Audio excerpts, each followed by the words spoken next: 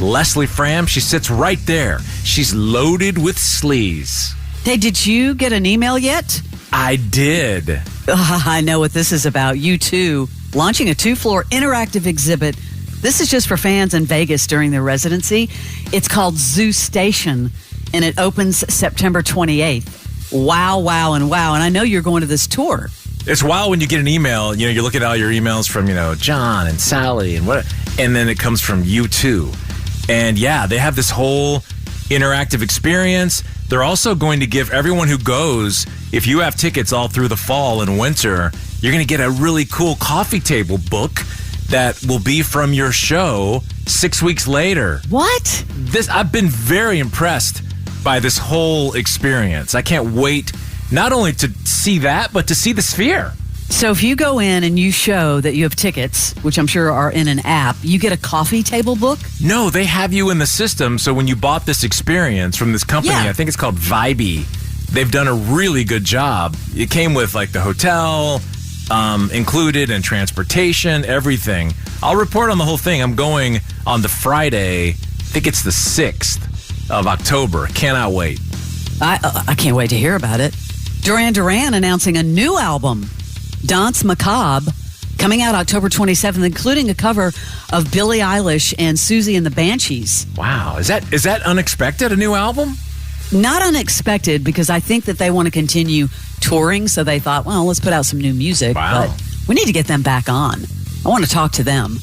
This was alarming. Jimmy Kimmel claiming he was ready to retire. Then he changed his mind when the writers' strike started. He's too young to retire. What's up with that? But why would the writer's strike change his mind? He wants to hang in there for his peeps. Yeah, he's too young to retire. Come on, Jimmy. Every time I do Celebrity Sleaze, I have to think about you and what you watch.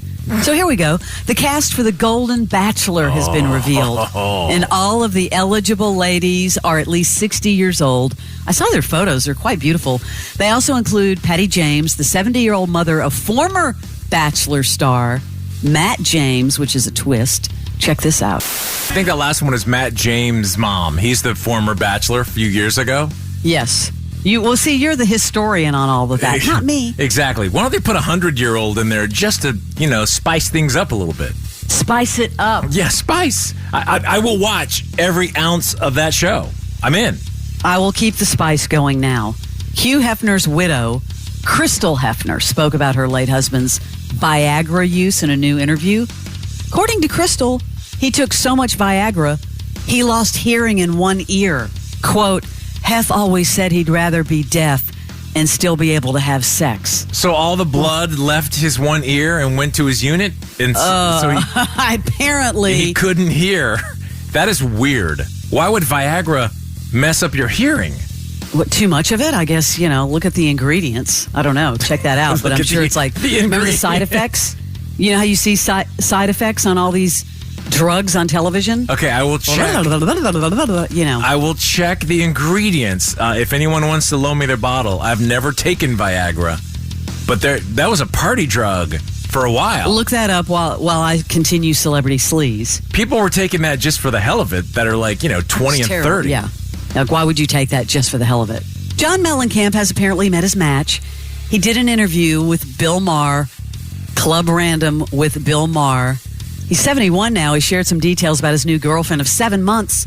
We met unexpectedly when she walked into his New York apartment. Maher asked about her. Mellencamp's like, you don't know her. He shot back. She's a beautiful 57-year-old woman who just walked into my apartment in New York unexpectedly.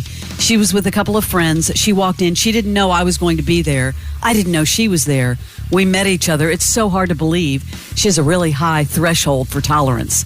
I guess because, he has such a bad reputation. 7 months ago, she has not left my side in 7 months.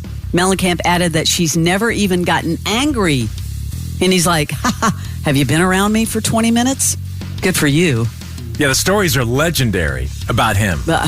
Legendary. I want to ask you this story about a drummer, because you are a drummer, and I guess years of drumming takes a lot out on your body, right? Brutal. Well, Aerosmith has their farewell tour, kicks off September 2nd in Philly. Joey Kramer will be nowhere to be seen. He spent 50 years with the band. Quote, while Joey Kramer remains a beloved founding member, of Aerosmith, he has regrettably made the decision to sit out the currently scheduled touring dates to focus his full attention on his family and his health. Well, he started missing shows. Let's go back to 2019. He missed a show in Vegas due to an injury. And then they said that's kind of when it started. But this was the kicker, Barnes. They were set to perform at the Grammys. He was reportedly asked to audition to prove he was able to play at an appropriate level. Wow, with his own band? The band determined that he did not have enough energy. Well, he responded by suing Aerosmith, claiming he was being deprived of the opportunity to be recognized along with my peers for our collective lifetime contributions to music. And he's like, hey, the other band members weren't forced to audition. Wow. He eventually joined them on stage for the Grammys, but he didn't play. Yeah, anyway, this story goes on and on. As you know, this is the biggest production ever for this tour. I mean, they're like 22 semi-trucks, 10 tour buses, but they're like, Joe Perry's like, he can't do it. Mostly physical. He said, you're just being beat up over 50 years.